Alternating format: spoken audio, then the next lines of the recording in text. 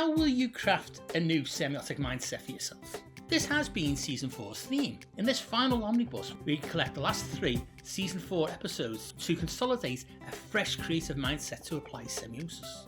To do this, we will spend 3 episodes looking backwards on what we have learned this season, and forwards with a preview to what Season 5 will focus on. Let us get you visually communicating semiotically.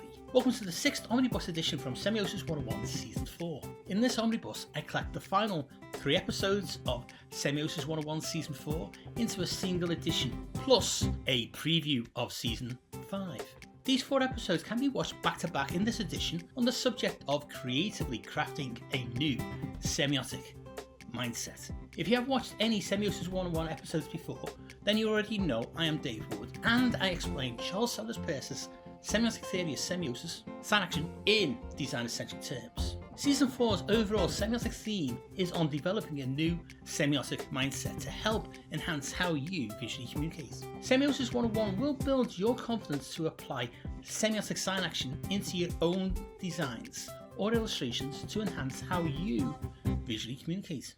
Why do you need Semiosis 101? Peirce's semiotic writing and terminology is, unfortunately, very obtuse. After all, we study design and illustration and not philosophy, so we need theory centered to creatives' needs. Yes, that is why you need Semiosis 101. So subscribe and let us jump straight into creatively crafting a new semiotic mindset.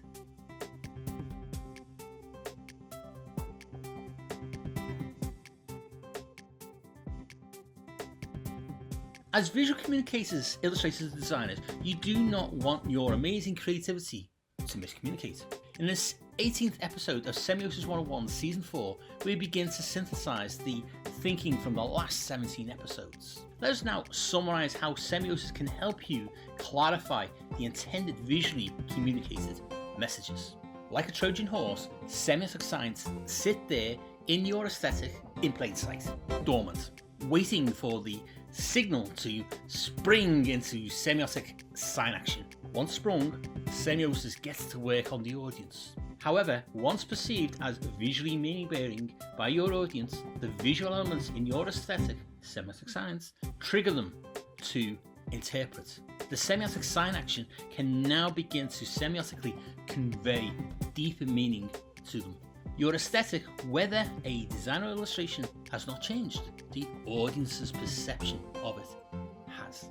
The semiotic communication of the encoded meaning does not always come in one single aha moment. The very nature of semiosis means that the interpretation of meaning happens as an effect on the mind of the perceiving audience. Subconsciously, maybe with milliseconds or over a longer period of exposure to design or illustration, the embedded meaning is connotatively revealed through nested levels of semiotic science. To help you develop your semiotic mindset, this 4th season of Semiosis 101 has discussed how semiosis as a pragmatic semiotic theory has more alignments with human-centered design approaches.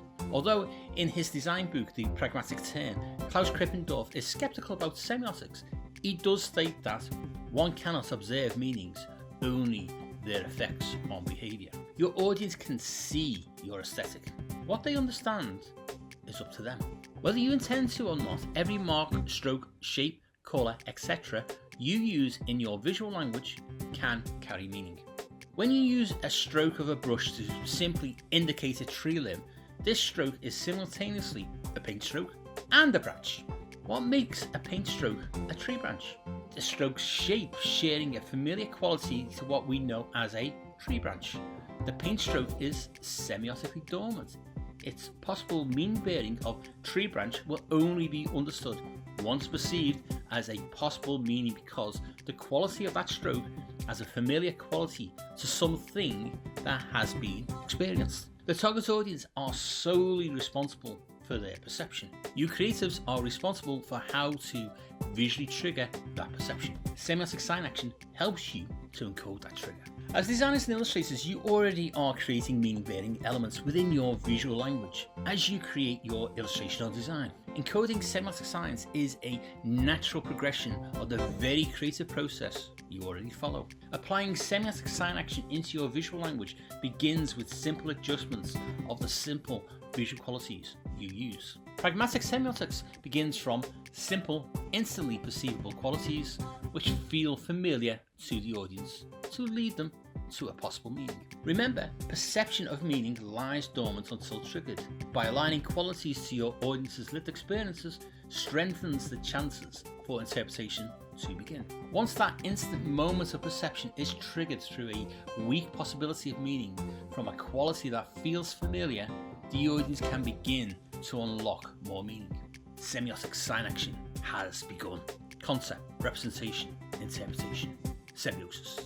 Your visual language uses simple visual elements to craft more complicated compositions or images. So, just as your final complex aesthetic nests more simple details of marks, shapes, colours, etc., encoding complex semiotic science in turn nests weaker semiotic science. Think of a Russian babushka wooden doll. The larger doll nests a smaller doll inside it, and that one has a smaller version nested inside it, and so on. This analogy is useful to help you see that you are already, in an uncontrolled way, encoding semiotically. Applying semiotics is not a huge rethink on how you work. Rather, it is more of a mindful use of your visual language to align it with your target audience's lived experiences. Why? Your target audience's lived experience provides you with insights on what they will find familiar. Whatever your client wants you to achieve, the concept, semiosis helps you to structure your choices to visually represent this concept. You may prefer to call this tone of voice, but let us call this semiotic encoding of meaning. Your visual communication outcomes will be enhanced by a visual language that aligns itself to your social, cultural, contextual understanding of what the audience knows. In previous episodes, I have given many examples of this, so check them out. There's no point in believing that visual elements will always have the same meaning in different contexts. In the West, black is the colour of mourning, while in the East, it is white. Orange in one social cultural context means imprisonment, and in another social cultural context it means religious intolerance. Meaning is contextual. Interpretation is also contextual. Therefore, your visual language decisions are contextual too. Your audience should be centered in your ideation to help you enhance your ability to successfully communicate the intended messages. Or if you want to read more about this, then check out the Semiosis 101 semiotic resource on Ghost. Link is below in the description. Obviously, we are not discussing denotative but connotative meaning. Semiotic meaning is released through many passes through semiosis' determination flow, from perceiving what is there in plain sight as subtly meaning-bearing beyond the denotative. After perception is triggered, the audience will only interpret for as long as they decide. They subconsciously circle through concept, representation, interpretation as many times as they desire. In reality, the audience flows from representation, interpretation, concept, representation. The creative encodes the concept within their representation for interpretation. Your visual language, semiotically encoded with meaning-bearing elements, therefore releases more meaning the more the audience perceives it. Let us use a real example created by Hudson Fuggle for Teddy London in 2021. This segment from a longer promotional video pans across a circuit board, which makes it appear out of scale. This representation is intentional, but what concept is it representing? Semiotic sign action only instantly starts once we perceive the circuit board has a familiar quality, which reminds us of a possible resemblance it shares with a building complex. We know Teddy London is recruiting students. This contextual information suggests that the circuit board buildings in fact are mediating an existing connection to an educational campus. In this visual example, these possible buildings are now suggesting they can be interpreted as meaning a campus. With further attention, we may interpret and resolve that when we interpret the circuit board now as a campus, it is now a proxy for Teddy London. Social culturally, we learn to agree that in this specific context, we interpret Teddy London's campus. In this semiotic mediation of one thing representing other things, the creative and audience are within what Frascara calls a communicational situation. The visual communication of meaning is subtly structured to semiotically release its represented meaning when perceived and interpreted. Your aesthetic can release different levels of meaning to different people within your target audience. Nothing will visually change. The aesthetic will remain the same, but what the audience interprets depends on their own perception. One person may only ever see the circuit board and no additional meaning. A second person will interpret Teddy London's campus. Your strengthening of the impact of your visual communication comes first from your creative mindset adapting to this obvious fact. Semiotically, your visual language is encoded with meaning. Your audience's perception should be mediated to the client's intended concept so that the semiotic release of encoded meaning will be interpreted. That release of meaning will be interpreted at different levels, and that is fine. Your meaning-bearing visual language will naturally do this if you semiotically apply semiosis to structure it. In next week's penultimate episode, we will discuss how your new semiotic mindset can help you to work with sign action. So subscribe to be notified when this episode is published, or become a Semiosis 101 producer on Patreon and watch season 5 episodes now, months ahead of YouTube, plus exclusive Patreon content.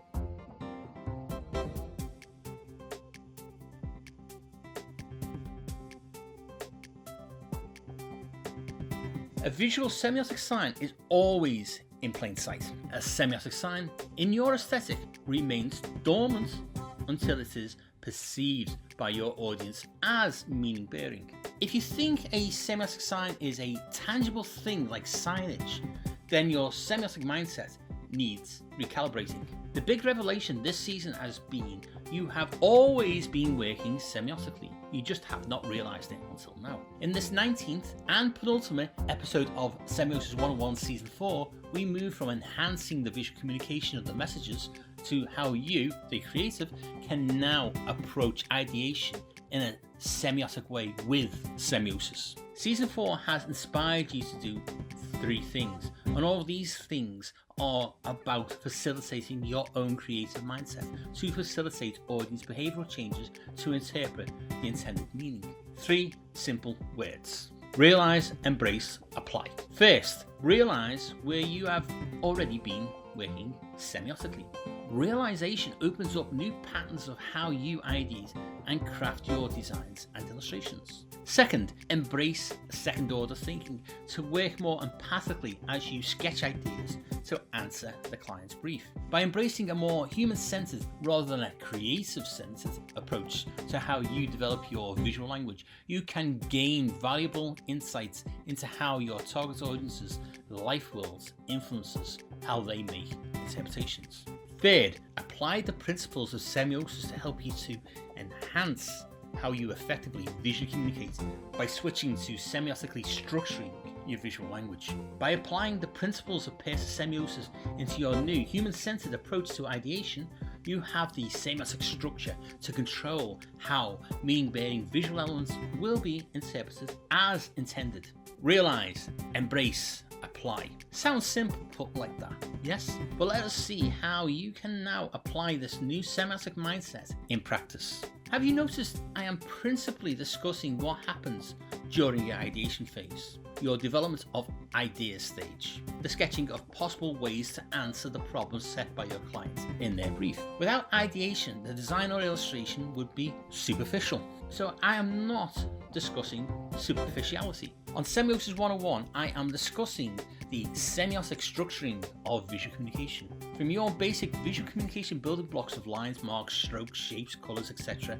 up to your completed design or illustration. These basic building blocks, even in their simplest forms, have the potential for meaning bearing. Therefore, through semiosis, your creative process can be strengthened to reduce any miscommunication.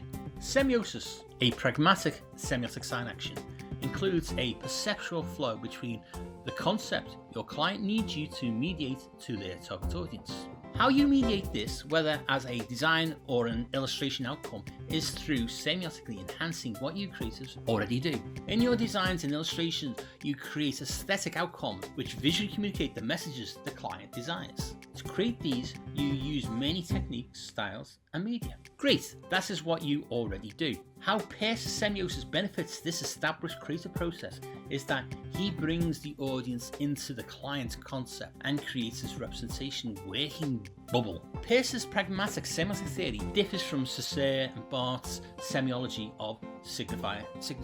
Semiosis's flow is between concept, representation, interpretation. The interpretation by the audience is crucial to your successful visual communication of meaning to them. The benefits of applying semiosis principles to your ideation brings the audience into how you develop your visual language. Remember, we are talking connotative meaning here and not the annotative "this is this" meaning. Over the last 4 seasons of Semiosis 101, I have put the principles of semiosis into design essential terms. Pierce's theoretical writing is really quite obtuse to the lay reader. I can only summarise these principles in the next 5 minutes, so buckle up. You may be more comfortable with the term tone of voice. That ephemeral phrase that covers a lot of things a creative needs to evoke through your visual language decisions. Semiosis is your semiotic ally in visually evoking the right visual mood, tone, emotion in what you design or illustrate. Have you noticed I have yet to mention semiotic signs? I have not had to mention semiotic signs by name as they have already been there in plain sight. Remember, a semiotic sign is not signage. The semiotic determination flow I mentioned earlier is concept, representation, interpretation. This is the meta client creative audience model. You creatives are involved in the semiotic representation of the client's concept. Your audience is involved in perceiving, understanding, and interpreting what is meant to then take action. What you aesthetically produce to answer the client's brief has an active life with the audience. It is their perception that triggers the mediation of meaning. After all, Pierce states that a semiotic sign's power is dormant until perceived as meaning bearing. This subconscious instant move from no perception of possible meaning to meaning bearing is because of your audience perceiving visual familiarities. Pierce's semiotic sign action power is threefold. Each semiotic sign is powered through levels of perception, communication, and delivery, from simple to complex. Perception power, sign intensity. Possible, suggested, resolved. Communication power, concept communication. Familiar, existent, proxy. Delivery power, effect on interpreter. Instant, mediated, agreed. The weakest type of semiotic sign is a visual quality. Yes, a simple stroke or colour can be all it takes to instantly trigger your audience to perceive possible deeper meaning. What they perceive represented has a familiar quality to something they have experience of. Or if you want to read more about this, then check out the Semiosis 101 semiotic resource on Ghost. Link is below in the description. If a simple quality can trigger the audience to begin interpreting the visual language for deeper meaning, then the sign action has begun. Your visual language's basic building blocks can be aligned to mediate from familiar qualities to lead the audience to interpret existent things from what is represented. These then can be used to craft more sophisticated aesthetics that semiotically lead the audience from possible meaning to suggested meaning. From the instant moment of perceiving weak meaning, the semiotic signs begin to mediate the audience to deeper embedded meanings. As I have constantly stated, semiotic signs are not tangible. They are encoded from the marks and shape qualities. How a simple semiotic quality can contribute to a deeper and more complex meaning lies in the nesting of signs with signs. Do not overthink this. You already have the skills to do this. A single stroke of a brush does not make a completed picture. Any complex finished design or illustration comprises of many smaller visual elements, all working together to complete the bigger picture. Semiotic signs map to each stage. Did I not state you have always been working semiotically? Now, with a fresh semiotic mindset approach to your ideation, you hopefully now realize semiosis is a natural extension to what you already do. If you have reached the realization, then embrace all that semiosis can do to now help you apply it into your existing creative process to structure how you visually communicate. These 3 steps help you to begin to adapt your existing creative process during ideation to strengthen what you visualize to connect with your audience's lived experiences. In a recent episode, I called the audience your knowledge agents. Their lived experiences are very insightful. You may need to go back and watch 4 seasons worth of Semiosis 101 episodes to understand how to apply semiosis. That is fine. The episodes are freely available, archived on YouTube. Future Season 5 episodes will now go into more depth. These episodes are currently available to watch on Semiosis 101's Patreon before they eventually get published on YouTube. Remember, Semiosis 101 is not a semiotics course, but a designer-centric explanation of Peirce's pragmatic semiotic theory. Subscribe to be notified when the final Season 4 episode is published. It will review what you have learned this season to develop your own fresh semiotic mindset. Or become a Semiosis 101 producer on Patreon and watch all future episodes months ahead of YouTube, plus other Patreon-only exclusive video content. Hint, hint.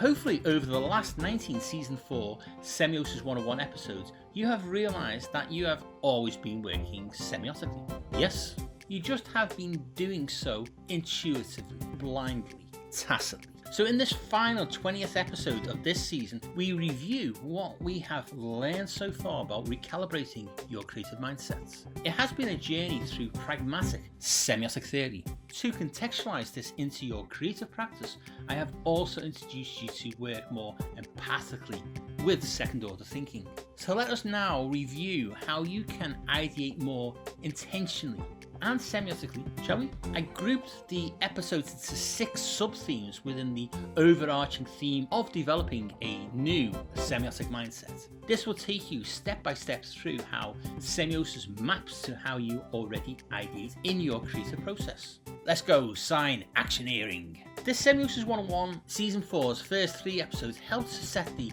Peircean theoretical context to then recalibrate your creative mindset into a fresh semiotic frame of mind. We explored this through 3 how questions. Episode 4.1 asked, how do creators visually communicate this? The this is whatever needs visually communicating. To answer this, we focused on meaning-bearing visual elements. Episode 4.2 asked, how can creators clearly convey visual meaning? This gave me another opportunity to use the semiosis box of tricks metaphor once again. In episode 4.3, I asked, how can creators make a mindset change advantageous? This is where you began to understand that applying semiosis is a natural extension of your existing creative practice. You can watch these 3 episodes individually or back to back in Omnibus 4.1, a semiotic frame of mind. From these first 3 how questions, we established your pragmatic context for developing a semiotic frame of mind, to then flip the conversation to sign action. In the next 3 episodes, this focused on semiotic sign action and audience-centered ideation. One of the principal design books I used this season was Klaus Krippendorff's The Semantic Turn. This seminal book on human-centered design was a book I thought I had fully read about a decade ago. It turns out I did not even own it. I must have had a library copy. Over Christmas 2023, I bought and read the book, and although the book focused more on product design, I found many themes aligning with semiosis. This is despite Krippendorff being very critical of semiotics and semioticians. Despite this, I found many points of synthesis with Peirce. We began with audience perceptions in episode 4.4 when I asked, how will our creativity benefit from audience perceptions? In this episode, we explored what your audience perceives in the visual language you use in your designs or illustrations. Then, in episode 4.5, how can creators' ideas be improved by the logic of design, we revisited abductive reasoning, the logic of design, to set the context to explore pragmatic aesthetics. We focused on ideating semiotically, and I introduced 2 mindsets for your thinking. Finally, in episode 4.6, we asked how can creators help their audience to visually interpret meaning. In this episode, we moved the discussion from triggering audience perception to retaining attention to visually encode meaning. Then we explored how to semiotically facilitate that meaning to the audience. You can watch episodes 4.4 to 4.6 individually or back to back in Omnibus 4.2, Semiotics, Synactioneers, Second Ordering, Semiosis. Episodes 4.7 to 4.9 took us on a more phenomenological path to the things themselves. Semiotics is qualitative rather than quantitative. In visual communication, it is only partly on the crafting of visual meaning-bearing elements, semiotic signs. Semiosis is also the effect of those visual meaning-bearing elements, signs, on the minds of the target audience. This phenomena is deeply structured in Peirce's pragmatic semiotic theory. These 3 phenomenological episodes were grouped into a sub-theme of semiotically hacking audience experiences. I used the word hacking quite intentionally as an action to exploit the hardwired human ability to see meaning in patterns. After all, ancient humans evolved this ability to read the signs in nature to find food and avoid being dinner. In the next 3 episodes, I revisited your audience's lived experiences. This is their social cultural learned context that they draw on to understand and interpret what they see. In 4.7, I asked how can creators help audiences to commit their attention. In this episode, we focused on semiotically encoding for audience's reaction. This was from insights from the audience's lived experience to conceptualize perception and semiotically facilitate their attention. Then in 4.8, we explored how do creators hook more audience awareness. We looked at aesthetic hooks, semiotic triggers, and the audience disposition to act on what they perceive. Finally, in 4.9, we used the audience's phenomenological life worlds to ask the question, how do creators use audience imagination to convey meaning? Check out the 3 episodes in Omnibus 4.3, Simply Things, Semiotically Hacking Audience Experiences. With episodes 4.10 to 4.13, we began to go deeper and spend more time across 4 episodes to examine the audience's social cultural expectations for clues from their lived experiences. In 4.10, we looked at semiosis providing a structured meaning space for creatives and contextual interpretation. I asked how do creators realize meaning is in the eye of the beholder. From this point, episode 4.11 asked how do ephemeral semiotic qualities help you to visually communicate. I returned to explaining the ephemeral semiotic building blocks to interpretation. This then led to the question in episode 4.12, how do visual meaning context inform creativity? Followed up in episode 4.13 by how can our creativity be enhanced by other points of view. These 2 questions demonstrated how ideation can be informed by hypothesis. These 4 episodes can be watched individually or back to back in Omnibus 4.4, Semiotic Cultural Cues. With episodes 4.14 to 4.17, we began the second batch of 4 episodes to consolidate your understanding that semiotic signs are nested in plain sight. They are dormant like a Trojan horse until activated. With episode 4.14's question, how can creators avoid second guessing what audiences understand? I framed your audience as your knowledge agents. Then with 4.15's question, how can creators semiotically communicate complex messages? We saw how semiotically audience involvement helps simplify visually communicating to them. We continued this point in 4.16 with the question, how can creative messaging be semiotically mediated to an audience? And at 4.17 with how can creativity be enhanced by engaging our audience's intuition? Let me just say, narrative is the semiotic key. These 4 episodes can be watched individually or back to back in Omnibus 4.5, the Semiotic Trojan Horse. To end season 4 on a semiotic mindset, I spent the last 2 episodes summarizing how your creative mindset can evolve into a fresh semiotic frame of mind. In episode 418, we consolidated how can you, creatives, strengthen your meaning-bearing impact. We did this by focusing on applying sign action by manipulating audience context to shape and impact their interpretations. In episode 419, we reviewed how can semiosis change a creator's mindset. In this penultimate episode, we saw how semiosis can facilitate behavioral change by structuring the visual communication of meaning-bearing elements more effectively.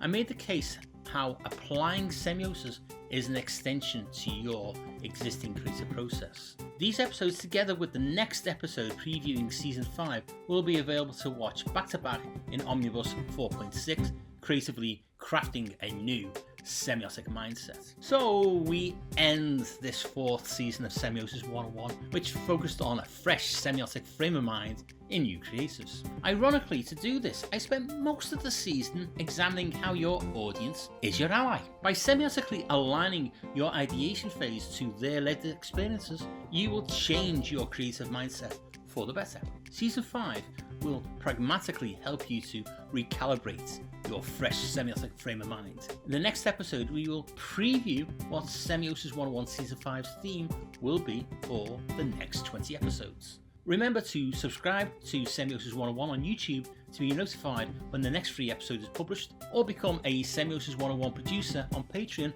and watch all future episodes months ahead of YouTube, plus other exclusive Patreon-only video content. Hint, hint.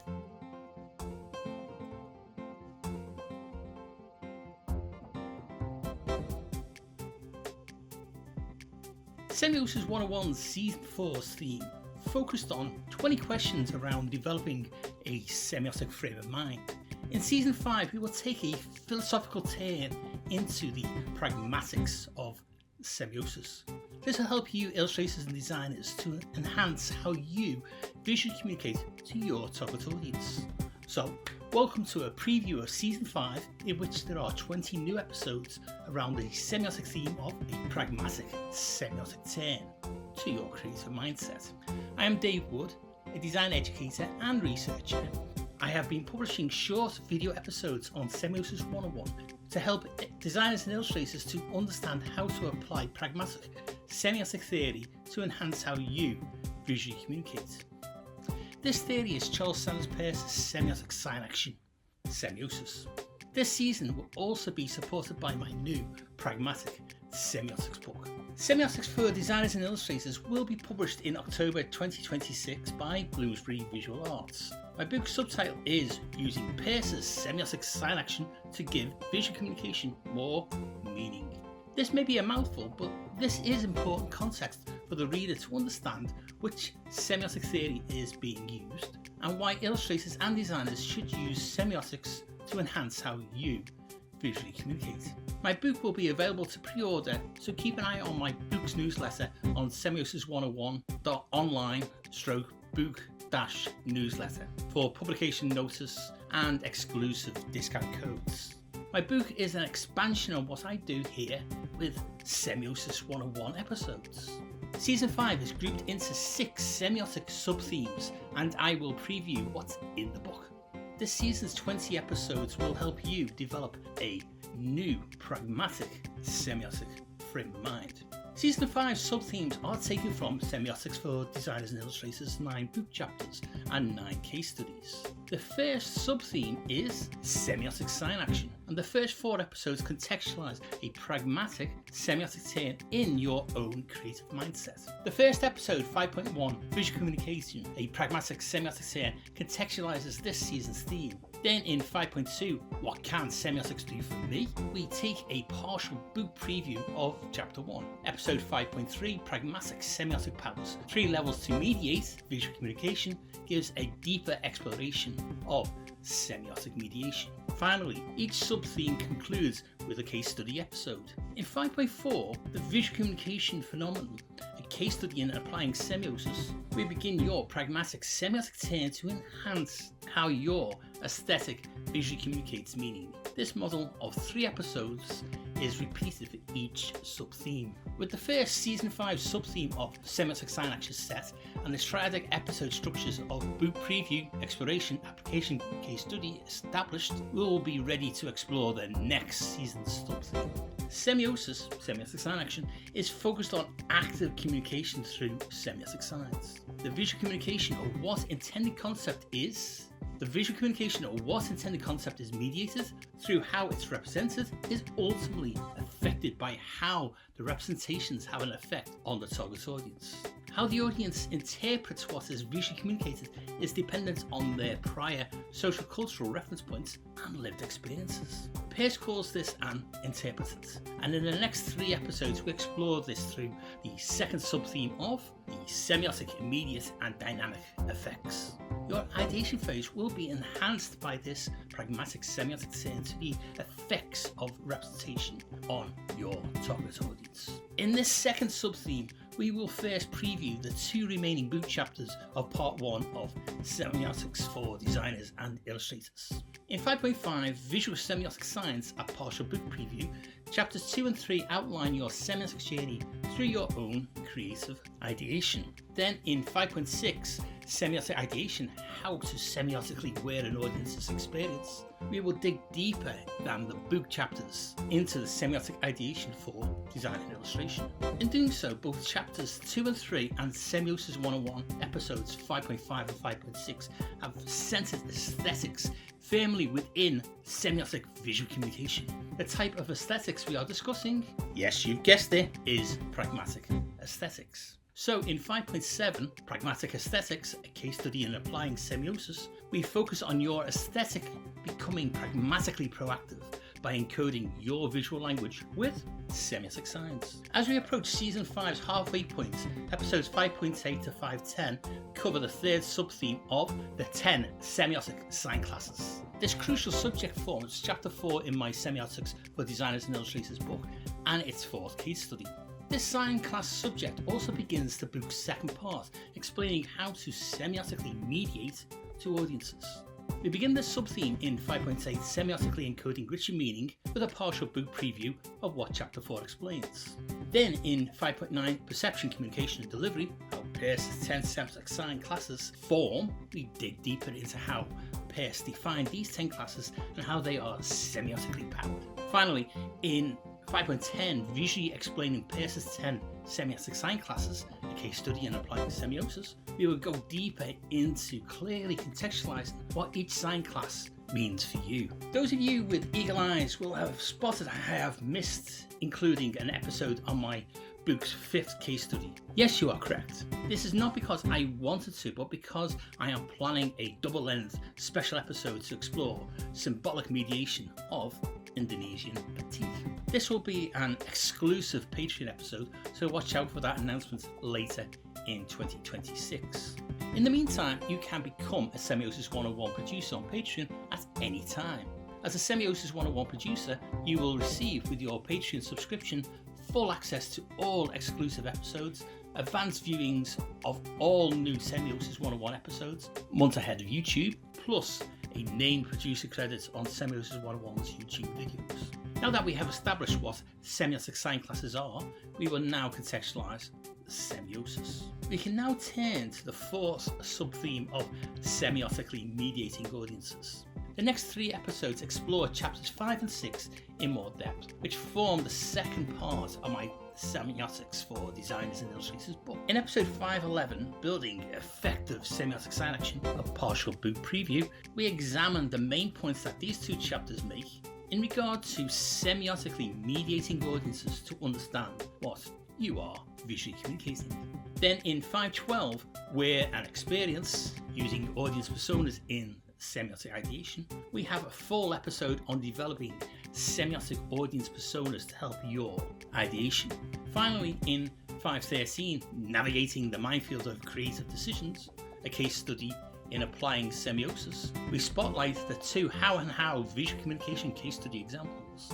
These episodes bridge the contextualization of theory with applying it into practice. The next 3 episodes expand on how chapters 7 and 8 explore the pragmatic semiotic process with practical design methodologies you can use. In 5.14, Visually Communicating Semiotically, a partial book preview, we will gain an overview of what is discussed in these chapters on this sub-theme. Then in 5.15, Designing or Illustrating Using Semiosis, Semiotic Divergent Convergent Thinking, I'll contextualize applying semiosis to your ideation using the Design Council's Double Diamond model. Finally, in 5.16, A Semiotic Brand Character, a case study on applying semiosis, we will explore the parallels between a brand strategy and pragmatic semiotic design action. Chapter 8's concept begins to provide methods using Scamper and Gestalts to help you apply semiosis into your illustrations or designs visual language to enhance visual communication. 2 exclusive Patreon episodes will delve deeper into how. The final sub-theme of a pragmatic semiotic manifesto coincides with my book's final chapter and case study. This begins with 5.17, Semiotic Sign Action, Changing Behaviour, a partial book preview, which proposes this manifesto. Then in 5.18, Visually Communicating with Semiosis, a pragmatic semiotic manifesto, we will focus on its 8 pragmatic semiotic goals. In our penultimate episode, 5.19, Synthesizing Creative Land with Theoryland, a case study in applying semiosis, we will put all this together for creatives. Finally, in 5.20, a pragmatic semiotic turn, we will review how semiosis enhance how you visually communicate. Later in the year, we will reach the end of Semiosis 101 Season 5 and the publication of my Semiotics for Designers and Illustrators book. You will also see another preview of what Season 6 of Semiosis 101 will cover. See you all again for the next Semiosis 101 episode. Semiosis 101 is unique in helping illustrators and designers to semiotically enhance your visual communication skills. 1 designer-centric semiotic video at a time. Remember to hit subscribe to be notified when the next episode hits.